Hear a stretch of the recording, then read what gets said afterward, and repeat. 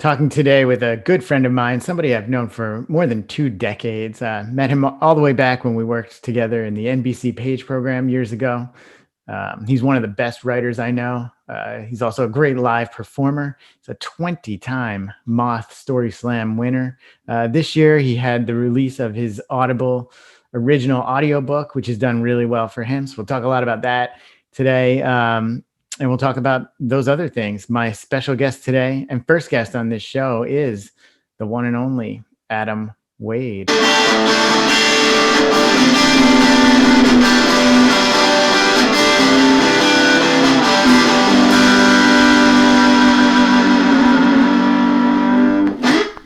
Well, here he is, Adam Wade. It's so great to have you. Great to talk to you. It's been so long since I've actually seen you, Adam. Yeah, it's great to be here, and it's great to it's great to get to talk to you, Andrew. Thanks for doing this. I really appreciate it. Used to see you all the time in Hoboken. Don't get to see you much anymore, but this Zoom thing is pretty cool. And it's been such a weird year. I don't know. I've known you for like 20 years now, and over 20. Yeah, 21 years. Yeah, and.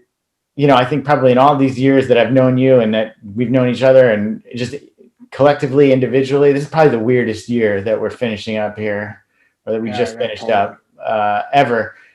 But I think for you, it got off to a very good start, at least, because you had your audiobook came out. When did that come out? In January? Yeah, it was like January 3rd, right at 2020.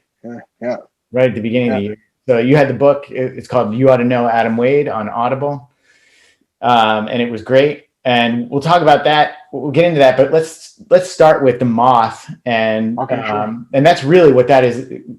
Not exactly an outgrowth of, but sort of an outgrowth. And certainly, I think the recordings there are performances from the Moth. Is that right? A few of them are based on stories that are originally told at the Moth. Or at the Magnet Theater. That's where they were. Or at the Magnet Theater too. Yeah. So explain just what the Moth is and the story slams are too. Let people know, because you are a 20-time story slam winner. Yeah, so there's an organization called the Moth. I highly recommend people check it out, themoth.org. And, it's a nonprofit, and they focus on the art of first-person narrative storytelling. And they've been around now, I think, 24 years, almost 25 years. And it's for me, it's just a wonderful, wonderful organization. I've been doing it for maybe 18 years, doing slams and doing shows with them. And originally what they had was once a month they would have a story slam, which was like a poetry slam. And, they'd have 3 groups of judges at a small cafe or a bar where they'd have a stage.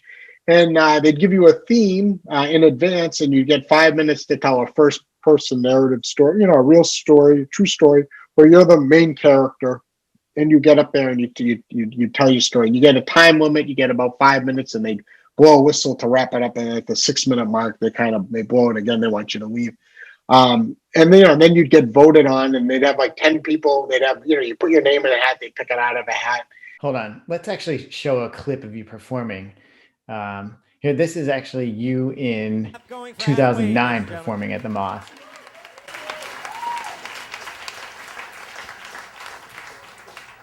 How you doing? My name is Adam Wade. I'm originally from New Hampshire. Growing up in New Hampshire, when I was really young, my parents were really into a singer by the name of Roy Orbison. And in New Hampshire, we never got a lot of famous people there. But he always performed once a year, usually in the fall at the Hampton Club Casino, and now it's called the Hampton Casino Ballroom. But they would never take my brother and I, but they would always talk about this guy. And my father really made him into this thing where he said, he's not good looking like Elvis Presley, but he's got something. He's got heart, and he's got a voice. And I just always remember hearing that. And then they finally purchased, they're a little cheap, but they finally purchased a Roy Orbison Greatest Hits cassette. And I was able for the first time to put a face to him. And Roy Orbison, God bless his soul, he's passed, but he's not the best looking guy in the world. In the photo, they could have taken a better photo of him for the album cover. It was a really bad photo. But I love this guy, and we used to listen to him often. And when I was in 4th grade, something exciting happened. It was my first love, and she was a sixth grader, and her name was Mary Ellen Winters, and it was at the Webster Elementary School. And I was in Mrs. DeMars' class, and she was in Mrs. Fernandez's class. So what I would do is I'd walk the hallway every day at the end of class, and she'd always be there, and I'd see her at recess. But I had like a camera, and I never brought that my grandfather gave me. And one day when I was walking down the hall, like I was just very shy. And I just went like that, and I took the photo, and I kept walking. And it was like a really quick thing, but I wanted to have something to look at. And I developed those pictures, and it was almost like there was no flash, so it was almost like a silhouette of this girl. But I had a photo of her, and it made it was like my one of my prized possessions, and I had it. It wasn't dirty or anything, but I have it at my bed, and I look at it when I say my prayers and stuff. So it was this big thing, so like, we had 2 recesses a day, and basically I was 2 years younger. I would not stalk her, but I would always be watching her. I didn't hang around with my friends because I was in love with this girl, and basically what would happen is the first 2 minutes of recess when we were outside, her and her boyfriend, who was a pretty boy, he would be talking, Tom Conway, he'd be talking to her, and then he'd go play kickball with her friends. And then it was Adam time. I thought, it was wide open. She was right there. But Jim Burke, he was a 6th grader, and he was like the bully of the school. So I was very petite, but a little chubby, but I was short. And he would come, I was like a ball, like you could bounce me. And he was a bully, and he'd see me, and I'd be approaching her and a lot of the 6th grade, and he would just do stuff. And he was into wrestling, and there was like a big garbage bin, and he used to give me suplexes. He did like these things that would kill now as an adult, hernias and everything else. This is probably why. But he would get me in a pile driver, a DDT, you name it. The figure 4 leg lock, I had a little leg, like pudgy legs. I thought my kneecap was going to break. But after like 10 minutes of beating the crap out of me and me just bouncing around, he got bored. And then he went on to another kid to beat up. And so it gave me like 2 minutes to be with Mary Ellen. And so it was good. And like I would dust myself off and I go after her. I go, Mary Ellen. And like, and like some days she would talk to me, but other days she'd run away. It was really odd. She was a complex girl, you know what I mean? And I tried. I'm like, there was no clue whatsoever that she liked me, as I could tell you. But late at night, I would listen to the Roy Orbison tape on it was a little compact like recorder, and I would listen to that tape so much that like the sides of the tape, like the lettering like disappeared, and I'd listen to the song called Running Scared. Now, and this was my dream. Like I had little dreams, and Running Scared is a song about Roy. He sings like in his voice, and like he's battling against this pretty boy, and he's having a relationship on the DL. And so in my mind, I was Roy, and Tom Conway was the pretty boy, and Mary Ellen was the woman. And so me and Mary Ellen were having this thing, but then there was the showdown with Tom Conway. And so the last verse goes, then all at once he was standing there, so pure of himself, or sure of himself, his head in the air. My heart was breaking. Which one would it be? You turned around and walked away with me, and like it gave me so much hope. I got emotional. It gave but listening to that, and in my dream world, in my bed, my little bedroom with the photo, and then we played over and over and over again. And for some reason, there was hope, but sadly, they graduated, and nothing ever happened. And they went to junior high at Hillside, and I became a 5th grader. But now as I grow up, I'm 33, I'm unemployed, I'm kind of a loser. I go for girls that are out of my reach and stuff. But when I'm on with my iPod shuffle and I'm walking, or I'm on the Greyhound bus home, or I'm thinking, am I ever going to get a call for a job? And then it's all junk mail on my phone. I listen to that song and something changes, because when people say like, when I was younger, when I was in 4th grade, I'm so different now. Well, I'm 33. I'm exactly the same.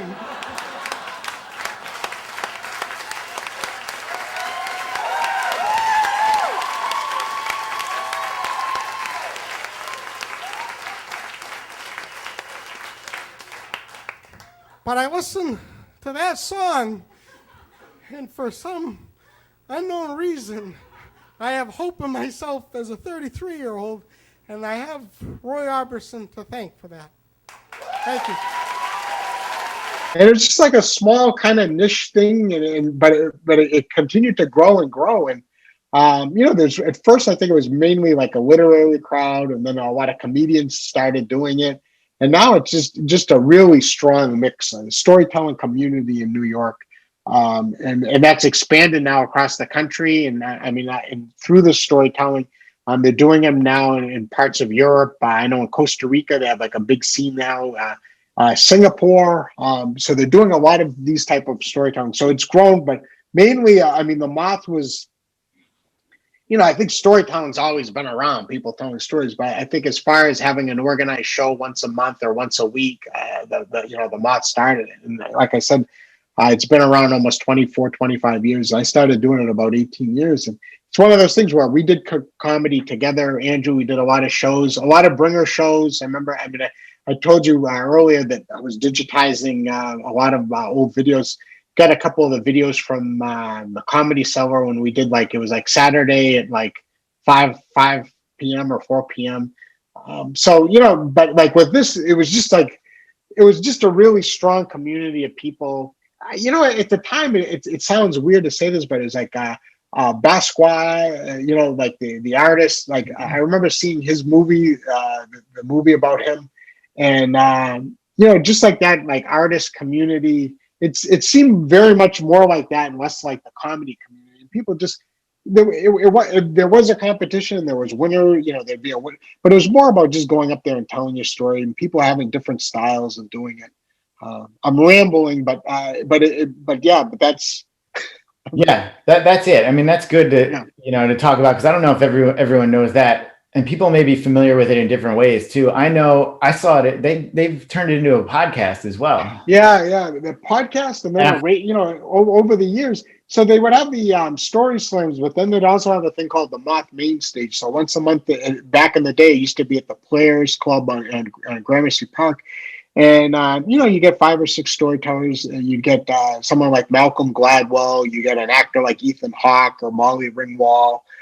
You get just a variety of different people. You might get a New York cop, New York fireman, pickpocket. You'd have a magician, but all again focused on first-person narrative stories. But just these interesting things, and people like Catherine Burns and Jen Hickson and Sarah Jenness. They're like they would direct these pieces and direct these people. And when I say that, they're helping them really speak from their true self and from their true voice, and focused on that. So from there, doing these slams, doing these main stage shows, then they developed this podcast, which was really, really successful, hosted by one of the Moth Story Slam hosts, Dan Kennedy, who's a great writer as well.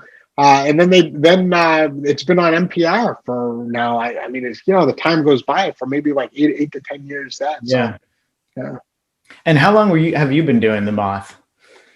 Yeah, like about 18 years. I'm doing it a lot less now. It's just because even prior to COVID, just because again working on different projects and stuff like that. But always, whether it's through students or helping them. Like this past year, they've had. During a month during COVID, because I'm teaching storytelling, I had like 3 students on their Moth Radio Hour podcast, and then I had like 4 or 5 students win these online story slams that they're doing. So it's like even when I'm not there, I'm there, and it's such a nice feeling I get. Because I feel like the Moth and the storytelling community is a very nurturing community, and I've been teaching for about almost 12 years now. Like in teaching, it's almost like you try to instill those values with these students. So to get a text from a student, not even saying that they won a slam, but I did a slam and it felt wonderful, or I'm going to be on the radio hour this week. Can you please listen? It makes with the story that we worked on in the classes. I take a lot of pride in that. Yeah. So one thing I wanted to ask you is you've won so many slams, 20, I think, right? Yeah. And after you've won so many, I don't know, 10, 15, are you like, it's not quite a thrill anymore? Or do you still get a thrill, like even when right up to your 20th win? Yeah. In life, I didn't win a lot of things. So it's like, I think each one of those moments, it's definitely it was a nice. You lived in Hoboken, and there used to be a Blimpies on Washington Street. My big night out, and you were a Page, so the SNL after parties and stuff like that to celebrate. For me, if I'd win a Moth Story Slam, it was definitely going to go to Blimpies for a sub. Yeah, and wait a second. You said they used to have it. They closed that Blimpie down? Yeah, they closed that down like maybe 2 years ago. Yeah, it's sad. It's sad. It was the best. That was the first Blimpie. That was the flagship. It was the flagship, and I think it moved like a couple blocks, but that was like the original. Yeah, it was the original. Yeah. Wow. Yeah, it was a Hoboken staple. I mean. I know. And they didn't renovate it. I mean, when you walk in, you'd feel like you're in the 1970s. Exactly. Yeah. But it was there. They had a Blimpie out here too, and I'm in Ridgewood, New Jersey now, and they had a Blimpie out here, and that closed down recently too. I would say in the last 6 months at some point. My daughter loved it. Well, now that you're bringing that up, when we worked together at MTV, one of our and I remember you could eat a full Blimpie. Oh yeah, still can. Do you remember where it was? It was on what was it on, like Broadway or something? It was kind of. It was right around a little distance away, but it was like around the corner. I want to say it was not on Broadway, but just east of Broadway, whatever street that is, right? So we came out of that building and took a right and then a left. I think. Yeah. Yeah, it was like right near Union Square. Correct. That's what we used to go to the Blimpies there. Me and you used to go to the Blimpies there. Yeah. And you eat the whole thing. I couldn't. Yeah. I still can, but I don't now. I just eat half. I don't need to. Yeah. Back in those days, I was hungry, man. You could eat a full, and you ate it. I mean, you didn't leave any. Yeah. Yeah. I was like, wow, I was impressed. Yeah. Well, thanks. At least I impressed you somehow. My Blimpie eating. So you won all these Moth slams. And then now you're teaching, right? So you must get a thrill too when one of these people that you've taught either wins or, like you said, just gets up and gives a performance, right? Because these people that are coming to you, they're from all walks of life, I imagine, right? And don't have a performing background. Many of them don't, and a lot of them that don't have the most to offer, and so it's like if part of the class is working on stories. It's like a 6-week class. So you're working on stories, you're doing story exercises, but you're also nurturing their creativity. And again, these are true stories, but have them think about what the story is, what it's about, why they want to tell it. Overcoming fear of shyness or fear of public speaking. And to see some of them grow and they come in for one reason, and then all of a sudden they blossom, and then it's like, should you think I should do a story slam? I'm like, absolutely. You're ready. I mean, you've done the work now. And the thing I'm always telling them to do is when they go, don't worry about winning or losing. And I know that can sound hypocritical. He's the 20-time winner, but I mean it. It just enjoy it. There's few times in life you can get up on a stage and people want to listen to you being you. And enjoy that and appreciating that. And those Moth audiences, I mean, they set the standard for that. Where when I first started doing it, we did many open mics together. People in the audience were talking, walking in, walking out. I mean, it was so. You went there, you could hear a pin drop. They were listening. They were cheering for you. They wanted you to succeed. So to push them into that type of environment, I know they're going to flourish. You know what I mean? Yeah. Yeah, that's good. And that's important. You need to have a receptive audience, supportive audience. Yeah. But so you did that, did the Moth, and you really worked you really got great at live storytelling. I mean, not just at live, I mean, the writing that you do is great too. But I think, what brings another dimension to it is the way you tell it live. And then that really sort of became, that was put on display in You Ought to Know Adam Wade, which is the Audible book that came out at the beginning of the year. So talk about how the Moth and everything you did at the Moth was, a precursor to that or led up to You Ought to Know. And then let's talk about how that came about. Yeah, sure. 5.5, almost like 6 years ago, I was approached by a label, Comedy Dynamics, to do an album. And it was through a friend, they recommended me. I talked to them. I sent them audio. And they say, yeah, let's do a show. Like, where do you want to do it? And I'm like, I'm going to do it at the Bell House. And they're like, really? You think you're going to fill the Bell House? I go, I'm going to promote this thing, like self-promote it. I'm going to fill the Bell House. And so I spent equally as amount of time, for good or bad, working on the promotion that I did the material for this album. And like, you get an opportunity like this, you want it to be as perfect. Again, it's not going to be perfect, but what's in your power, what's in your control. So I promoted it. It was one of those things. I had been here. I start that album where I've been here 17 years, and tonight I made it. And I had people from all walks of everybody, like different jobs, you name it, from Tough Crowd, for NBC Page program, NBC Sports. We got about 380, 400 people there, and it was like, great. You're married, you have kids, that feeling. I'm this single guy.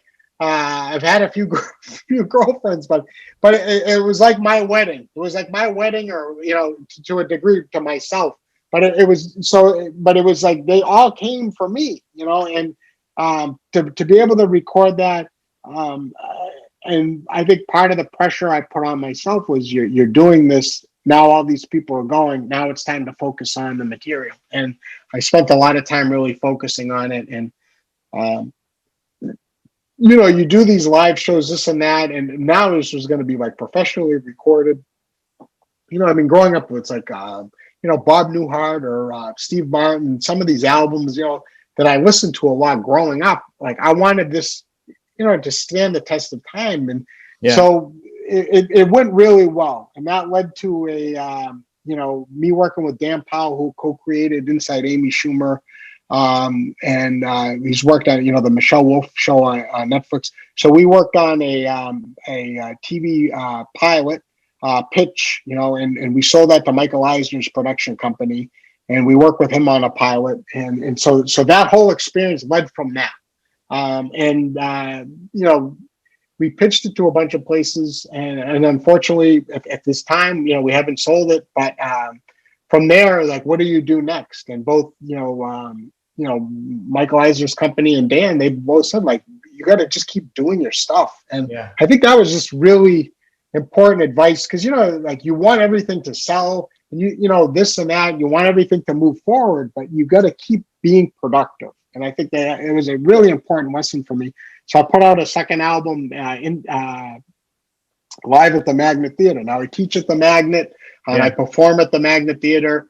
Ed Herbstman, when he introduced me there, he said it's home away from home. And I've been affiliated with the Magnet now for almost 12 years. It really is my home away from home. So to get to do my second album in front of that audience at that theater, it meant a lot. And when that came out, it did well as also. And I was approached from by Audible, and the great thing is when you're approached, and we spoke about this prior to we started recording, but it's like, well, what do you got? And there's so many times where we're like, what do I got? Like, I just, what do I send? Or I have these VHS tapes. What am I getting? It's like, no, I have these two albums, and they listen to them, and they're like, oh yeah, we're interested in working with you. So those two albums, that work laid, that set the foundation for the Audible project, and then wanted to work with. So what happened was someone was in the audience at one of the Magnet Theater performances, saw you, and was like,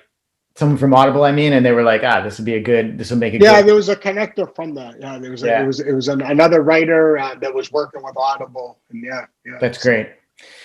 So one thing that struck me about the book, and I listened to it, and I told you I thought it was phenomenal, and just to let people know, I've familiar with some of the stories that are told in there. I've read them, actually, in some cases.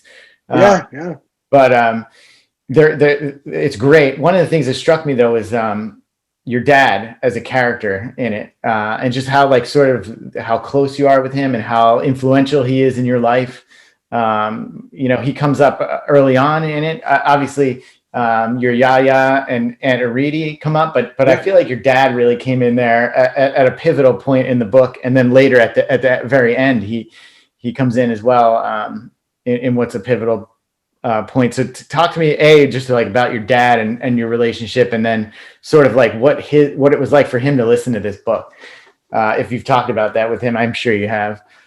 Yeah, I think it was very, very moving to them. I think it's very, I'm just for your listeners. I mean, I'm originally from New Hampshire, and I moved here when I was 22. So, and it was, and part of this is in the book, in the Audible. You ought to know Adam Wade, but I think it was very difficult for them, for me to leave, and it was difficult for myself, to leave my family. But it was something like I had to do, and I think all of this is very surreal to them because it's not. And I think listening to it as well. But there's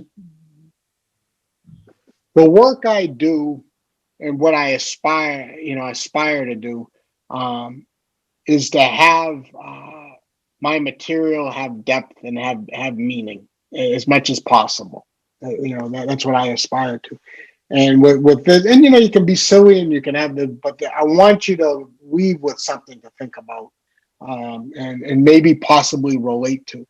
And when you're dealing with your parents and stuff like that, especially I was never a real rebel, and I love my parents, and so to be able to and again, supportive in different ways. But my parents were both really touched by it, especially my dad. Yeah. So he listened to the whole thing. Yeah. And it's weird. I mean, it wasn't like a long conversation. When it comes to this type of stuff, it's not long conversations about it and what they think about this and that. But it was very, very meaningful to them, which means the world to me. Yeah. And really what you're doing now is a long it's a pretty long way from what your dad, what he did, right? You talk about he had 3 jobs when you were a kid, right? Yeah. And he was far. I mean, you're from a small town in New Hampshire, far from like the New York, LA scene, certainly. So in some ways, I imagine he's got to be proud, but also maybe couldn't even like imagine this. Yeah, no. And I'm glad I got I inherited the work ethic of both my parents. Yeah. So I think that helped too. But it's Yeah, that's great. So also going through the when I was listening to the book, I was struck by the writing, which I know you're a great writer, and then the performing aspect of it. For those that haven't heard it, you should definitely listen to it. But a lot of it is recorded live in front of an audience. So I just want to let people know, Andrew. I apologize, but if you're an Audible subscriber, it's free now. It'll always be like almost like Netflix, where if you're sign up, you're a subscriber. Yeah. So now they have that. Now they have like certain titles. So it's been great. I mean, especially getting more exposure. But I just want to let the listeners know. That's a good point. Absolutely. You just find it, and I'll put a link to it. When I get this on YouTube, we'll put a link. And it's Audible. You can find it audible.com/Adam Wade. Oh, there you go. They built that for me too. Yeah. That's great. They did. Hey, well, we're going to talk about that too. About how the role they had in all this. But I wanted to talk before we get to that about you sort of developing as a storyteller, and you talk about it in the book. Back when I met you 21 years ago, when I first met you, you were performing with the guitar on stage a lot. And I liked the guitar. If I don't even know if you remember this, but early on when we were like in our early 20s, I thought you had like this Bob Dylan-esque quality about you. And the guitar I thought helped with that, even though you were funny. Bob Dylan wasn't really funny, but just sort of the storytelling aspect of it reminded me of Dylan. But then along the way, you dropped the guitar from your act, and it was a famous person that convinced you to do that. Why don't you, if you don't mind talking about that a little bit? Yeah. Well, I mean, you're just dying when when Andrew and I were in our 20s, mid 20s, late 20s. We're working so hard. We're doing these shows. And for me, between probably like 22 and 26, 27, it's just like with the music and stuff, I just didn't know what else to do. I was And I know you went to many of these shows. I mean, I went to did a lot of the Caroline Bringer shows. We did together the Comedy Cellar Bringer shows. Gotham, we did those. I mean, we did our own NBC Page program, and then Page program past, Sweet Polyester Tom Kelly shows at Gladys's, at Hamburger Harry's. We did all these kind of shows, and it was good. And you're and I think who was it? I think it was like Mike Sweeney, the writer from Conan. Like, one of his advice when I was the Page there, again, he took the time to say, he's like, my advice to you, Adam, is like, just, you got to keep getting up. You got to keep getting up. And I think that out of all the different advice you get from different people, that's because it is true. Like, you can't perform once a month. You got to keep, and at the time I was doing shows once a month at Hackney Underground or the Spiral Lounge. It's like, you got to just keep getting up. And I think that was important. But then after a while, it's like, okay, I'm getting up a couple of nights a week and I'm kind of doing the same thing over and over again. And I got to a point with the guitar where I wasn't improving. And there was nowhere else I could go with it. If you're not familiar with my music stuff, like, I didn't do parodies. I would do my own songs. And just like, so I think it was like, okay, are you going to keep going this way and maybe just focus on the music scene? I was working a Tough Crowd with Colin Quinn, and he was nice enough. Again, it was a huge break for me. That he listened, he actually watched a couple of my videos playing the guitar and stuff, and he said, "Stop." He goes, Adam, you got to stop singing. So, what do you want to do? Like, you know what I mean? And I go, I want to perform. And he's like, I mean, you're not really a singer. You're not a guitar player. Like, why don't you just focus on the stories? Because he said, he's like, the setups are your best part of this. He really dissected it.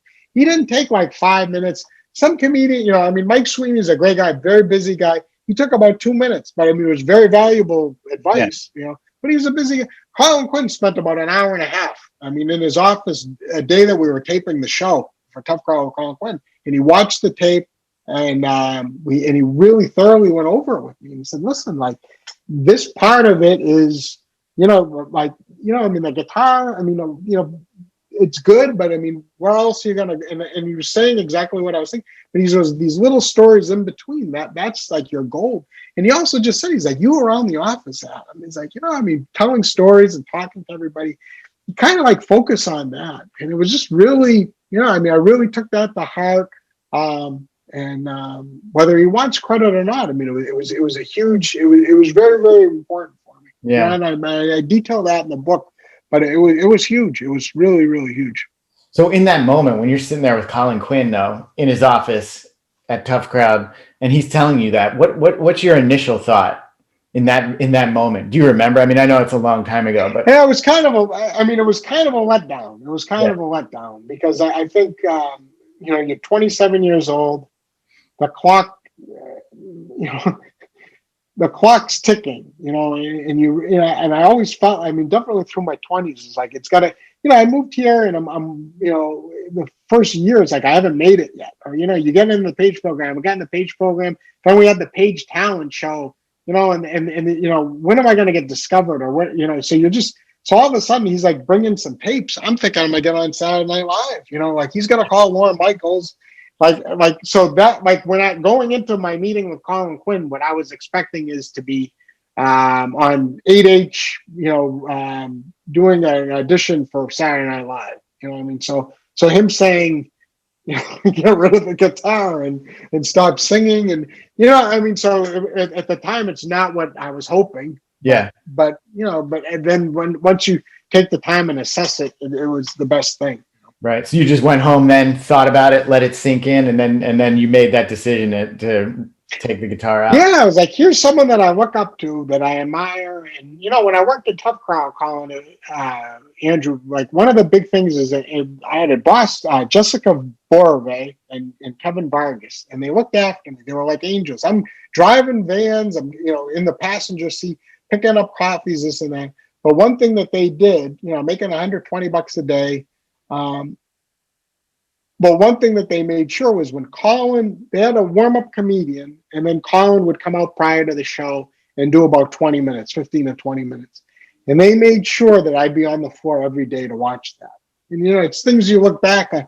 But that had such an impact. Here I am watching him actually work on material day to day. And a lot of it was stories. He told the famous story that's on the Moth podcast about, doing a birthday roast for Robert De Niro. He worked on that in front of the audience. And that had such an impact on me, just that. And grateful to those people, in production, not the, and people like Brian Tucker, who's a Saturday Night Live writer now, and he's been there forever. But prior to that, was the senior writer, head writer for Tough Carl Conklin. Letting me come into the office and talk to.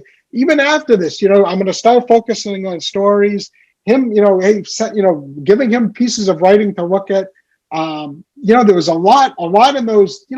Again, it helped me find my direction. Maybe I don't want to be a writer for Conan. Maybe I don't want to be a writer for Saturday Night Live or a performer. Maybe these are these smart people in this industry, Colin Quinn, Brian Tucker, kind of pushing me just to work on my own stuff and be me. So it resonated. It resonated, and having that confidence. Hey, you know me well enough. I'm very self-deprecating. Maybe, not outside the most confident person, but inside, I have something. With that guidance, it gave me confidence in that area that I needed. Yeah. Yeah, that's good. And I really think that it's all evident, now that's several years before you recorded the Audible book, but I mean, all of that really is evident, all of that, all the polish that you have. And I think that's really what came through, is that it was very polished in You Ought to Know. It was great. And I think that all came through. Well, you were bringing up the Page program, Adam, and that's where we met. NBC Page program way back in, I guess it was 2000, 99. Yeah, 99 into 2000. Yeah, 99. So that was a long time ago. And you're talking about that. And for those that don't know, the Page program is a 1 year, almost like a glorified internship. They pay you. I don't know what they pay them today, but at the time we were getting $10 an hour. $10 an hour. Yeah. Usually working 6 days a week, giving tours mainly, but then you get other jobs within the network, other assignments. And you we met some fantastic people, interesting people, many of whom, we were talking before we got started here, many of whom are still, doing different things in the entertainment business. But it was an interesting time. And really what I wanted to talk to you about was, and I thought this was a theme that sort of came up in You Ought to Know, was sort of that breaking into show business aspect. And that's kind of what the Page program is to some degree, whether it's, in front of the camera or creative show business or any aspect of the business. But tell me about the Page program and breaking into the business, and then sort of like, your motive for getting into the show business in the first place. Yeah, well, I mean, the guy, a couple waiters at my first job here was at Virgil's Barbecue, and I was telling a bunch of people I wanted to get into showbiz, more like TV and film, and a bunch of the waiters had told me, Regis Philbin had been in NBC Page, and I think they said Michael Eisner too. They mentioned a couple people, and I was like, wow, okay, so it gave me an idea of what to do. So I started applying there, and that was like a big deal for me, just to start applying. Finally, when I got in, there was this huge thing, and I think it was like Outlook going in. So it's a 1 year program, and I think now it might have changed. But if you get a job, you can leave, but you're done. You can't come back to the program, and after your 1 year, you're done. Like you have to, so there's no guarantees of jobs and stuff. But I think it was about what you wanted to get out of it. That depended on your experience, and for me, it's just like my goal was, here's like 30 Rock. I want to meet as many people as possible and befriend people and get to know them and really enjoy this experience. And there was others. I mean, in my Page class, there's a kid, guy, Simi Kostanovich, who's a big deal now at True TV. Him and I became very close with like Jason Fox. But there was like a guy that I remember, like the first month there, we're giving tours, we're doing audience coordination. And there was a guy in our group that said, I'm here to get a job. I'm not here to make friends. And we laughed, and thank God we laughed. Thank God I had them to, because it was like, no, I'm not here to get a job. I got the job. Now I'm here to not even like make connections. I want to make some friends. And it's amazing how many people, and again, like with social media and stuff, but how many people we were connected to, and how many things continue. It's like a spider web. How many things are interconnected in the 21 years since from the Page program? So that's a crazy thing to have said, because I thought actually one of the best parts of the Page program was making friends with all those people. It was like another year of college. It was like graduate. Exactly right. It was like a fifth year of college. It was almost like a fraternity and a sorority just put together. But it was also like you, like me, almost everyone there was not from New York City, right? So we're all coming not knowing anyone in the city too. So who did you hang out with? Like we worked 6 days a week together. Then we hung out at night together too. And then we, started doing creative things together. So do you want to say who said that, or do you not want No. It's not worth it. Tell me after the show. But I mean, I don't think he's still in the business. I don't think he's still in the business. Yeah. But it was not like, it was just amazing. And working in that building, and I know it's like with 30 Rock, the show and stuff, it is quirky and crazy like that, but there were just so many good people there. I mean, the guys working at the commissary, the security guards, the people working at the NBC Experience store. Yeah. I mean, the things that we were exposed to in that year. And again, I think maybe some would be like, oh, it was just awful and I hated doing it. I loved every minute of it. I loved every single minute. It took me 2 years to get in. And once I got in, it lived up to everything I had hoped and more. And I just had such a great experience. I love doing the tours. I love seeing people. Did it get, doing 6 tours a day, 6 days a week? Did you get? Absolutely. Oh.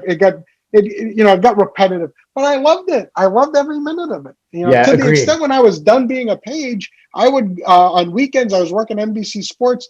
I had friends that would just become Pages or were still Pages. I would jump on tours while I was working. I just loved it. I loved it. So it could very, very much be a grind, right? You're doing 6 tours a day, 6 days a week, wearing the polyester, as they called it back then. No doubt it was a grind, but it was great because you were also getting tourists in there. You're getting people who came from halfway across the country, all the way across the country, wherever in the U.S., even from outside the U.S. So, I mean, as a storyteller, as a performer, like you're almost connecting with an audience on a daily basis there. Every day. And one thing I learned just comedy-wise was, I mean, you can deliver the same material to one crowd and they would love it and go crazy. And you would do the same exact thing to an extent. And nobody, like, it was just like, that was such a learning lesson. It's like, it's sometimes it's you and not them. Sometimes it's them and not you. Yeah, no doubt. Sometimes it's like as easy as just pushing a button, right? And if you have the right people on your tour or sometimes it was the right time. I always felt like those Saturday morning tours where like the audiences we weren't ready for it. And sometimes I don't think the tour people were ready. But if you're tired out, you've been doing these, like you said, it's like a Saturday, you've been doing them 6 days in a row. Then your last tour, you get like a great crowd, like the energy. I mean, it's like all of a sudden it's like, you're like at like 30%, and then all of a sudden you're ending it like at 100% because there was just them. You're feeding off of them. Yeah, you really can. They can energize you. And I always found that the people were always super nice. They were not. They were coming into it with a completely different mindset than we were approaching things. A lot of us were there to break into the business. They're just there to hey, I want to see what it looked. I want to see the Dateline studio and they would be interested. What's your story? And it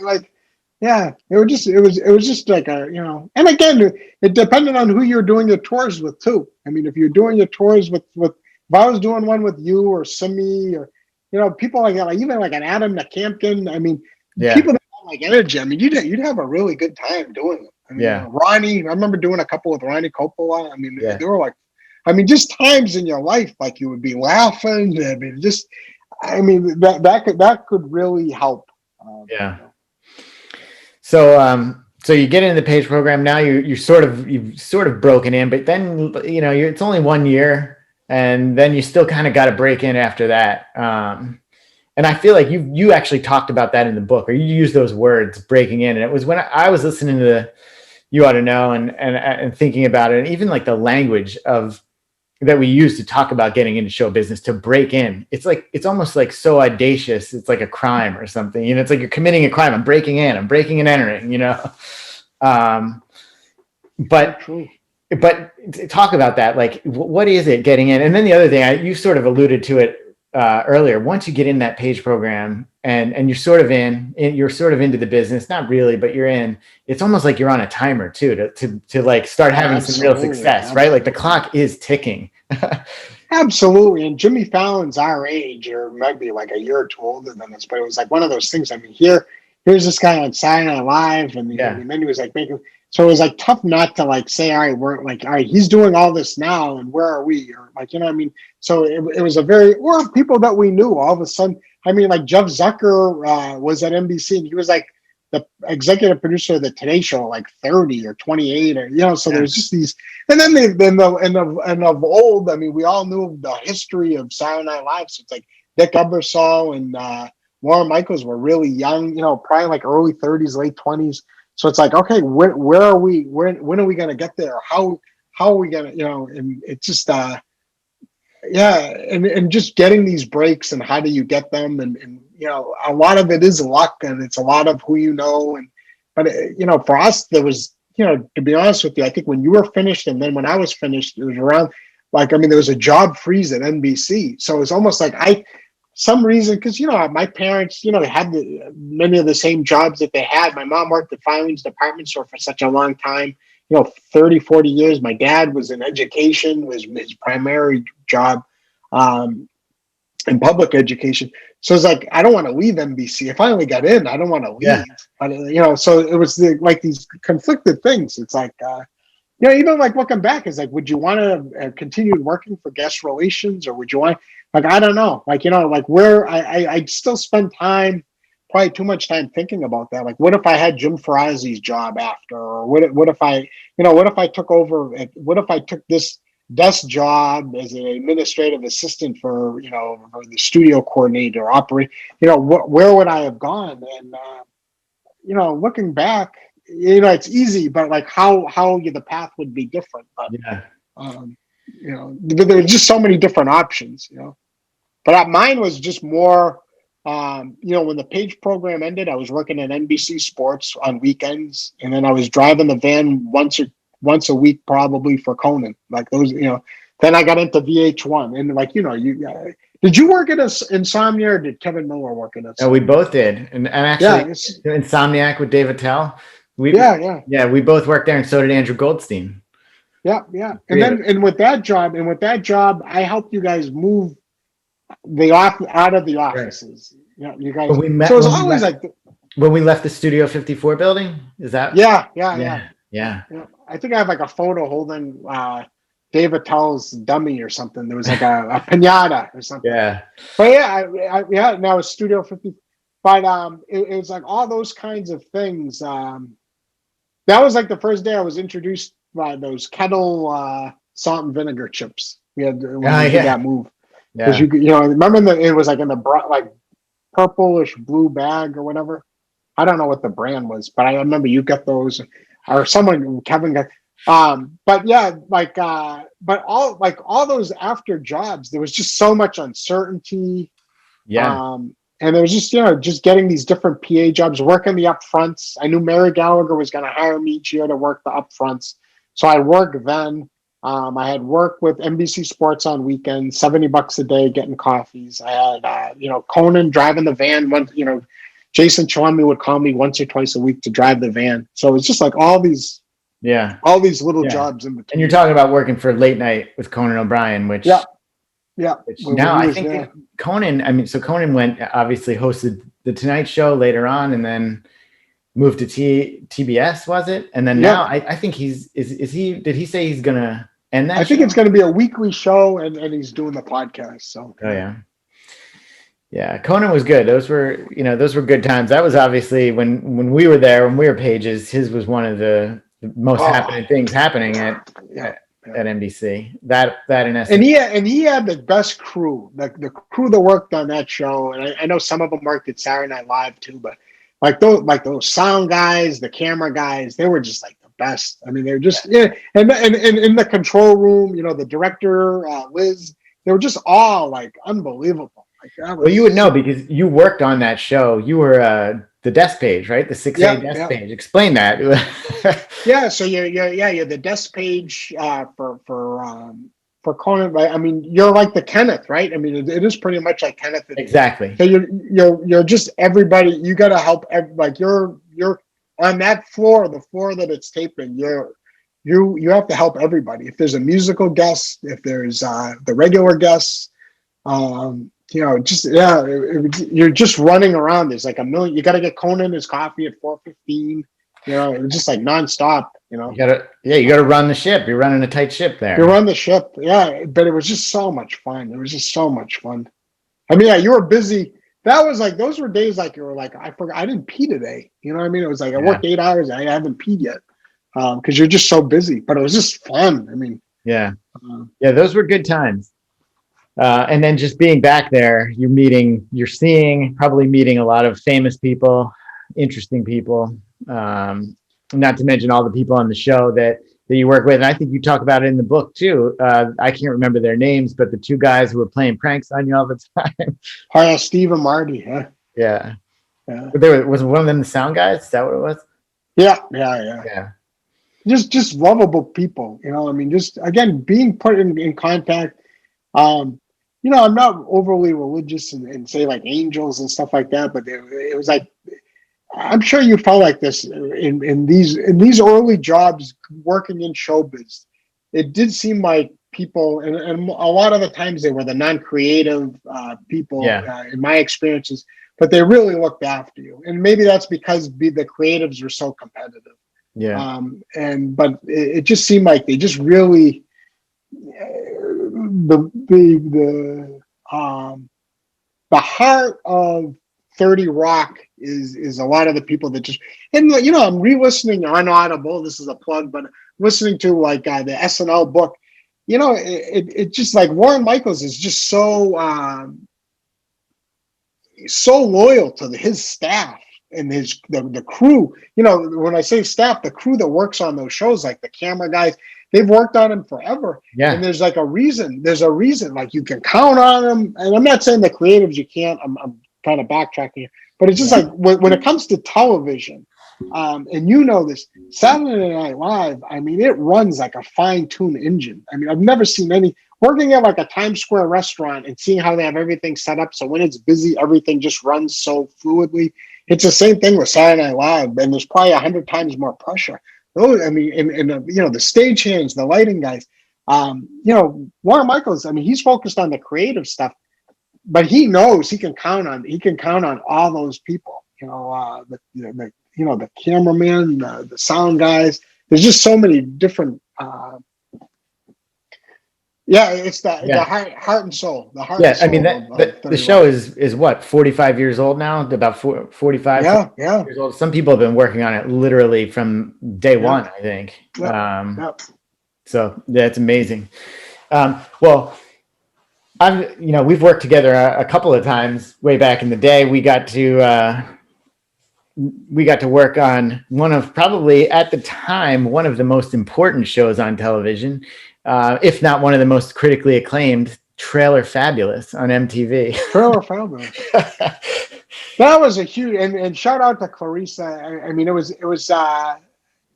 I can't tell you how important that job was to me. Now, it was probably at the timing. I had just had double hernia surgery, and I was just like, and not working.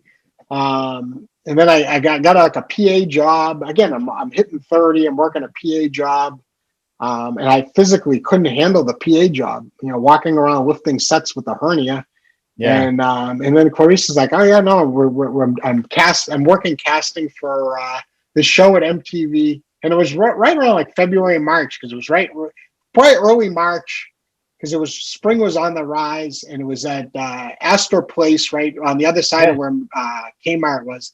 And it was just such a great job. And all we did was we'd watch these videos from people from trailer parks, hoping that they would be cast on this kind of makeover show for trailers. It was like a home makeover show.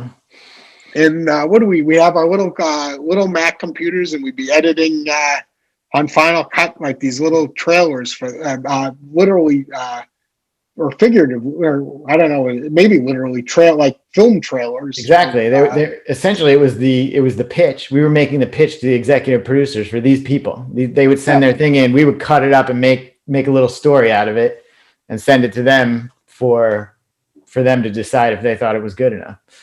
And it was just such a fun job. And Susie, who just put out a movie, she just made a movie. I remember one time she was critiquing me. I'm like, hey, Fellini easy does it. And now she is Fellini. I'm very proud of her and her work. Yeah, I remember that. That was funny. And and look, that was, I thought, one of the great things about that job was, the people we were working with you, working with Clarissa and Susie. We were sort of our own unit there, but you couldn't ask for three better people to work with. Susie and Clarissa. It was just and again at that time I just needed it, and we got real tight. Yeah. So I have to ask you too. One thing that sticks in my mind from that experience was some guy on that show. I can't quite remember his name. I think it was like Fragowski. His last name was Fragowski. And yes. I can't remember what he did for the show. I'm not. Yeah. What I remember is you singing his name. Yeah. To some song. Fragowski, I got your number. Yeah. Gonna make you mine. Yeah. Yeah. 357-64209. Like yeah. Wow, you're 15 years. You remember that? I remember that. I don't think I'll ever forget that, Adam. It was very funny. I can't remember what he did there. Do you remember what he did? No. And he's living in Jersey. You're gonna end up bumping into him. He's living in Jersey. He's got a kid or two. He was in Hoboken for a while. I used to see him like in Maxwell Park with his kids playing soccer. He on Facebook, like I do that on Facebook. I do on the windowsill, like this little show on Saturdays. He comes in a lot. He comes in, and I always bring. I'm like, Farowski was like, I never say I don't remember what you did, but he was such a character. He was a character. He was a real character. He was like a TV character. That guy, I mean, he had like a real strong personality. I don't know what he did on that show. I can't remember either. What I remember is he used to drop by our cubicle area all the time. Do something. Maybe he was dropping something off. Maybe he was dropping off tapes. Were we doing stuff on tapes back then?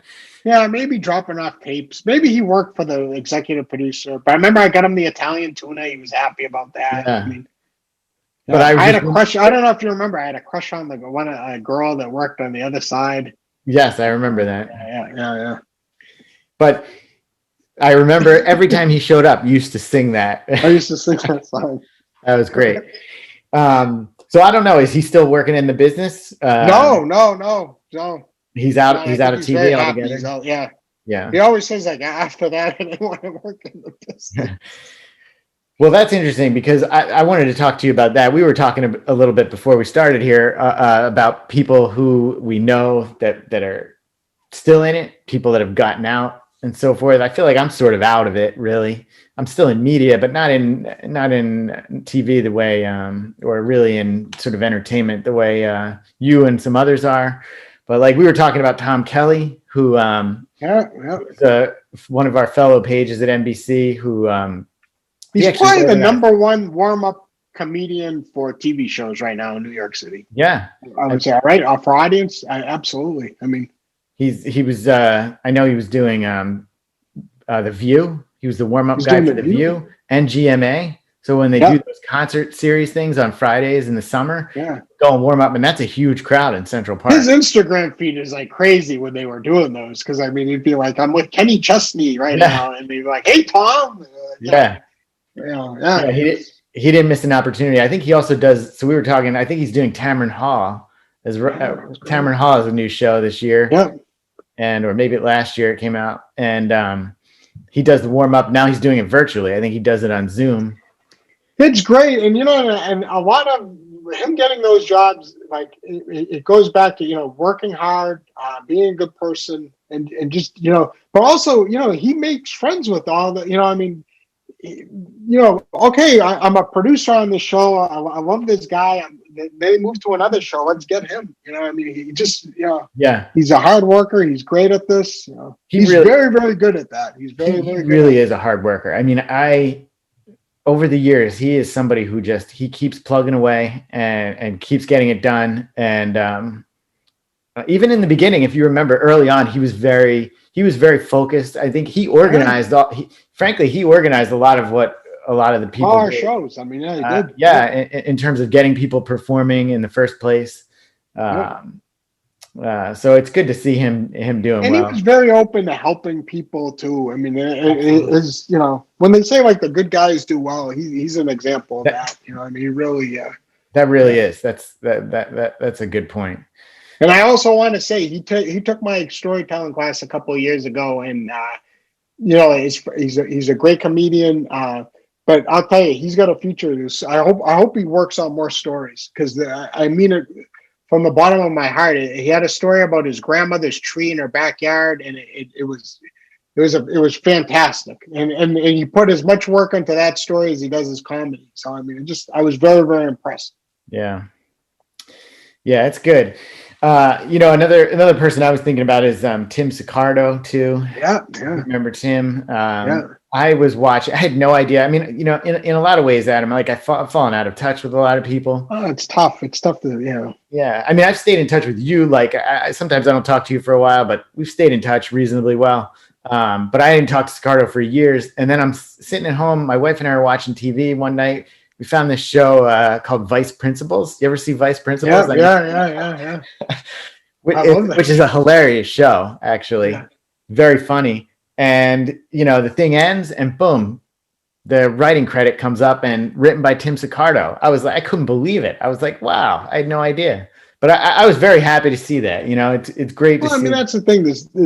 Especially with the NBC Page program and stuff. I mean, you see people's names working on things. I mean, you're proud. I mean, there was the time when Brian Williams was doing like the raps. They were creating these raps, and then Lester Holt was doing the raps, and on Jimmy Fallon's show, and then they said this was the idea of John McDonald. Like, is that right? Yeah, that was his whole thing. I think he was the one that spent all the time trying to find the words and edits, and yeah. So it's just like you see someone's name. I'm like you. I mean, you feel really good, especially especially some of them that like I don't think John McDonald ever left NBC, and like Kevin Miller. I mean, they really were extremely, extremely dedicated. And and they just worked their butts off. So I mean, really, give them a lot of credit. Kevin's been there 20 plus years now at this point. Yeah, and after Kevin, and after Kevin, there was like a kid, Matt Yonks. He was like, I think he was, and he's I don't know if he's the head editor now or whatever, but he's another guy, very creative person. They're all creative.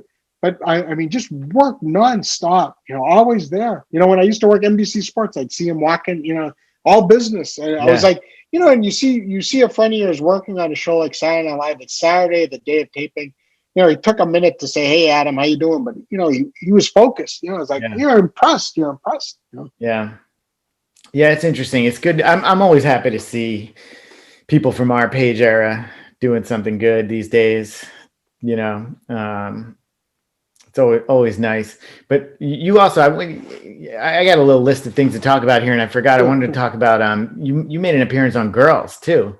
Was it? What was that, the 5th season or something? 6th? I believe it was the 5th season, the finale of the 5th season. Yeah. Oh, it was the season finale, and it was at the Moth too, wasn't it? Yeah. So what was that like? So it's just like the stars aligned, So they were looking, and the casting agency that was working for Girls also was working on Inside Amy Schumer, and I'd been on Inside Amy Schumer a couple of times. so they needed like a Moth something, and they're like, we got to hire Adam. So I just got. I don't think I auditioned for that one. So it was like really for the Amy Schumer right? one I auditioned for. For that I just got it. So it was yeah, it was just a real trip. I was with Lena Dunham for probably like an hour and a half on that stairwell doing, because we did it multiple times, and maybe not an hour and a half, but at least like an hour. And yeah, I was just really, really impressed. I was impressed by the set, them, how they were trying different things, but also focused. And I was just really overall, and she was just really, really sweet. She was just a very, I had literally one or two lines, so it wasn't like I'm not a feature or whatever. But she was just really nice to me. We talked about Hoboken and her boyfriend at the time used to play at Maxwell's. And, she was just really, I was just really, really impressed. Yeah. Really, really impressed. That's another thing. Speaking of when we saw that, well, I remember you sent me a note telling me it was coming on, but then when we watched it, I was like, oh man, there's Adam Wade. Yeah, I was excited I was on it, and I was excited I was in the previews too. You know what I mean? So it was just like, yeah. So it was it was I'm a big fan of the show, so it was definitely a highlight for me. And Amy Schumer's show too. To get to be on those two shows, I was very happy. I'm excited about it. Yeah. So yeah, that was good.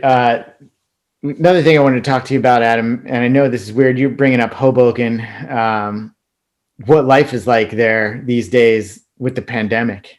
Yeah, it's I know it's weird everywhere, right? But I lived in Hoboken for a while, and Hoboken, for anyone who doesn't know, is a mile square, right? It's a town that is exactly 1 square mile, and it's got like 55,000 people packed into that, and it's right across the river from New York City. So I suppose you can't really go into the city much, right? No, I've only been in once or twice, I think, for dentist appointments or orthodontist appointments. It's not. It's just weird. Again, I know it's weird, but it's like 10 months, and I've literally run out of places to walk. I have like 5 or 6 to 8 like walking routes, and I'm walking to like the not the toilet plant, but like the what do you call it? Not toxic waste plant. Whatever that is. I know what you're talking about. Those huge tanks at the back of town. Yeah, I'm walking to those now. I'm walking into Jersey City, walking into Weehawken, but it's just some kind of, they've closed down Stevens College, so you can't walk around there if you're not a student, which I understand with COVID. But that used to be like kind of like my serenity walk. So it just really just running out of places to walk. Yeah. And Hoboken itself, how is Hoboken? I wish more people would be wearing masks, to be honest with you. Yeah, I don't know what it is, but so a lot of people are just walking around out in the street not wearing masks. Yeah, too many, and so it's just and the mayor, like a huge shout out to the mayor, that they're very pro mask, wear masks, and I think he gets crap for that. I don't know why, but right? It's not a political thing. It's just, looking out. So yeah, there's a lot of people here not wearing masks still, and it's we're recording this at the end of the year of 2020, which is fine. You can edit that or keep it, but it's after 10 months, you would think, it comes down. I'm going on a rant here, but you'd think you would just be wearing a mask, but to me, it's the easiest thing you can do, right? How hard is it to just throw a little mask on? I understand it's not ideal, but it's also no. It's not hard. It's like the running without masks, or running with like a mask under, a necky thing, but not pulling it up when you're running by someone. So it's just, I think the mask etiquette in Hoboken is very low. And if that sounds whining, it's a pandemic, folks. It's a pandemic. It's a pandemic. Just wear a mask. You get this once every 100 years, something like this. Yeah, it's a pandemic, and it's not about you. It's not about you. So Adam, what type of mask do you wear? What's your? I wear the 3-ply paper ones. I wear the 3-ply. I have like about 500 of them. So like the surgical ones? You wear the surgical? Yeah. The doctor's in. Like Dr. J. Yeah, the blue one, right? Yeah. Yeah. Oh, I love it. I made them. I bought a sewing iron at the beginning because I've taken sewing class and I was making them. But like, you know what? Like, if the doctors wear them, I can wear them. You know, Exactly. like when it comes to this, you know. And then if you lose it, you're not panicking. And I'm not going to be washing them in the sink. I'm going to wear it and then you get a new one. And the prices went down. I got enough. I mean, I'll wear them after the pandemic. I'll be fine. Yeah. But it's just, but I think Hoboken. I'm very disappointed in at least 50% of Hoboken. Yeah, I love Hoboken, but it's a lot of people not wearing masks. I'm surprised by that. I would think that people would have it, just given how the proximity to the city and how that's in one of the the New York City was the epicenter at the beginning and whatnot. Seems like an easy thing to do. I also I'm right there with you on the surgical mask. That's the one to wear. All the doctors wear it. If they wear it in the OR, it's got to be good. And it's got the little thing. You can mold it. Yeah. So when you're wearing your glasses, it doesn't fog up as much. It's just, it's perfect. Yeah. It's perfect. But nothing gets out or in, too. I feel like you can really be safe, Yeah. Oh, yeah. I do. I mold that thing. Yeah. I'm ready to staple that thing to my face sometimes. Like, I don't want anything getting in there. No. And when people don't, like when they're wearing it and they're like, what are you doing? Like, I know. mold the thing. Like, like, or the people wear it under their nose, like, come on. Or chin strap. I don't get that. That almost drives me more crazy. And you want to like visually show them, pull it up. Yeah, it's crazy. Yeah. So I had no idea that the mask was poorly adapted. And I'll tell you, it's 50% now. It used to be about 20%. It's just crazy. It's just I don't understand. So it's getting a little better. And it's not. And I'm not insulting. It's mutually to Hoboken, born and raised. A lot of those nice people aren't wearing masks. A lot of like I said, 50%. But it's also it's the baby stroller moms not wearing them too. So it's mutually for everybody. I mean, there's I'm not focusing on a group. It's just crazy. So Adam, is it like if you walk into a store there, do they have signs on at the store? You have to wear them in the stores. Thankfully, you go into a supermarket, you got to wear them. And so that's been good. And when you go to the barber, like Hoboken Hair, shout out to Yoslin. They'll do your temperature and stuff. So I think businesses A+. Businesses A+. But just in general on the street and stuff. And then you go into like a ShopRite. I was in ShopRite the other day. The guy had the mask all the way. We put it on. You got to put it, especially indoors. I think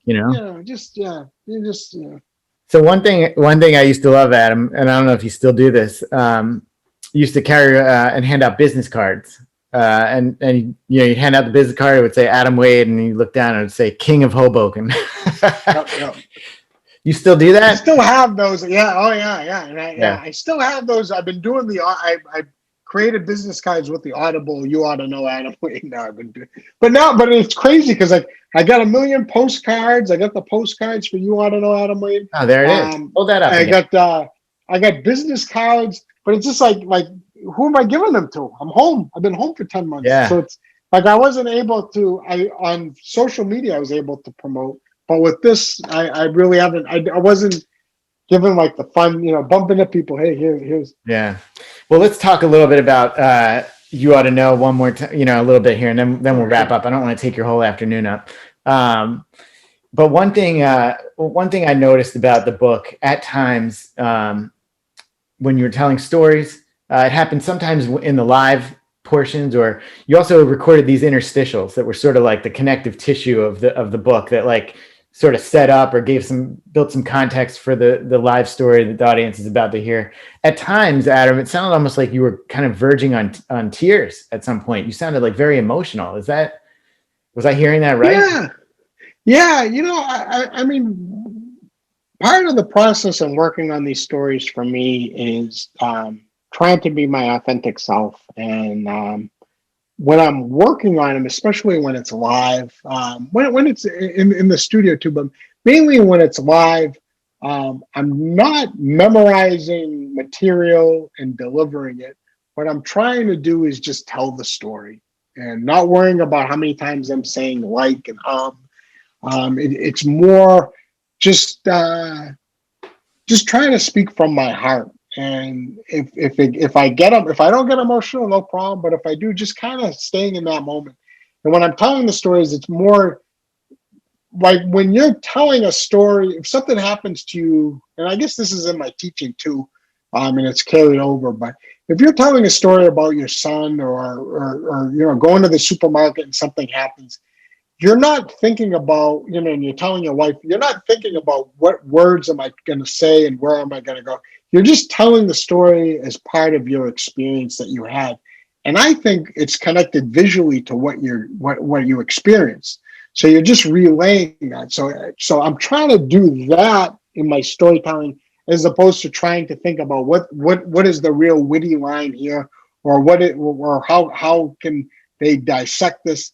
And I think by doing that, I can be on a level where I am being open, I'm being vulnerable. And like I said, if I do get emotional talking about this, and that's more likely, kind of working on the story that way.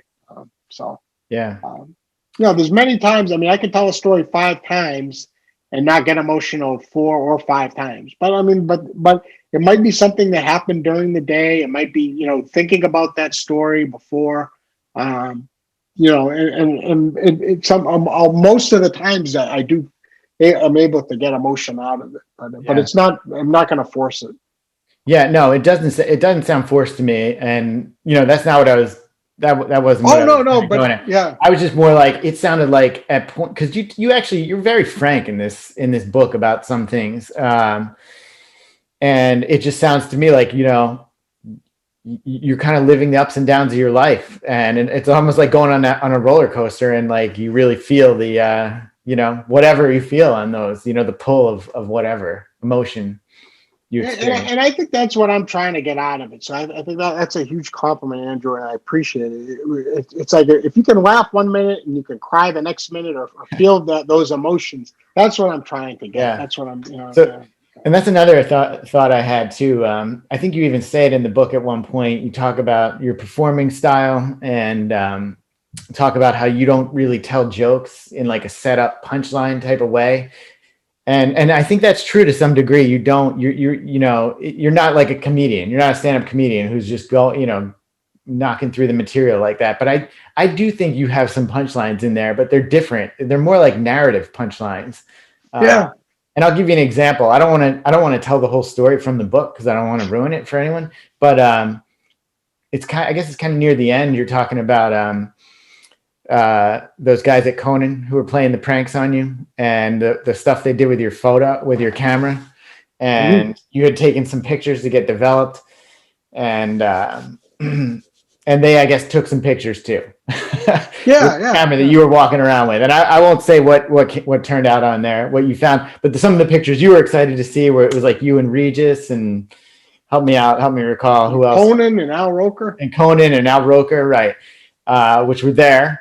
But then to your surprise, you found some other photos that they had taken. And I think that's an example of a narrative punchline, because when you're listening to that story, and I think that's one that I hadn't heard before.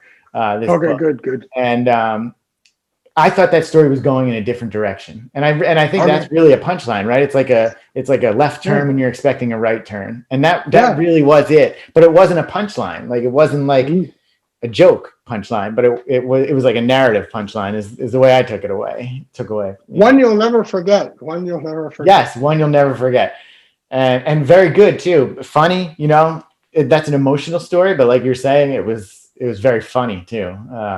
And that's the other good thing about this book. I do think it gets really emotional at times and takes you through, a range of experiences, but it's always funny too.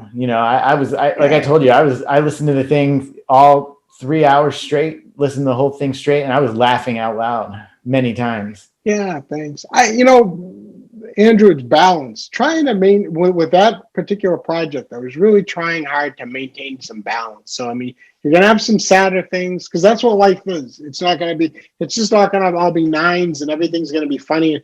You got to have some peaks and valleys. So, yeah. but trying to maintaining a balance with it.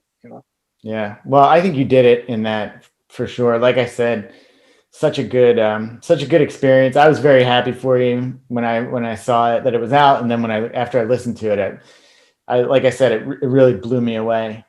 Well, and it means a lot that you say that. I mean, in this day and age, I understand. I mean, there's a million channels now and streaming devices. There's a million things to listen to, this and that. So for you to take that amount of time and in one sitting to listen to the whole thing from the bottom of my heart, it means a great deal for someone like you. Well, thanks. But I mean, honestly, it was. I mean it. It was great. And hey, if anyone watches this, I hope they certainly give You Ought to Know Adam Wade a listen, because it's well worth it. So anything else going on that you want to promote? Anything you want to talk about? Just the classes. I mean, of course, you ought to know Adam Wade. So it's www.audible.com/Adam Wade, and then adamwade.com for the classes. I'm teaching them through the Magnet Theater. I've been doing that now I'll be going into my 12th year. And, Wow. we've added up between the free classes and the classes I've been teaching over 2,000 students now. So it's been wonderful, and you'll get a lot out of it. So those are the two. And Instagram, Adam Wade Storyteller, YouTube, Adam Wade Storyteller, and Twitter, Adam Wade. Yeah. All right. I'll make sure all those links are in this video. Well, this is great, Adam. I really appreciate you taking some time to talk. No. So this is the first episode of, I don't even know what this is called yet, but.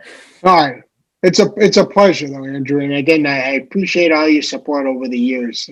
You've been a really good friend of mine, so it's an honor to be your first guest. Of course. It's an honor to have you, Adam. So, and I'm just glad to see you accomplishing things and doing it on your terms too. It's really good. Yeah, thanks, Andrew. Yeah. So thanks for coming on today, Adam. Yeah, awesome seeing you. Great to catch up too. It's been too long, man. I know. Yeah.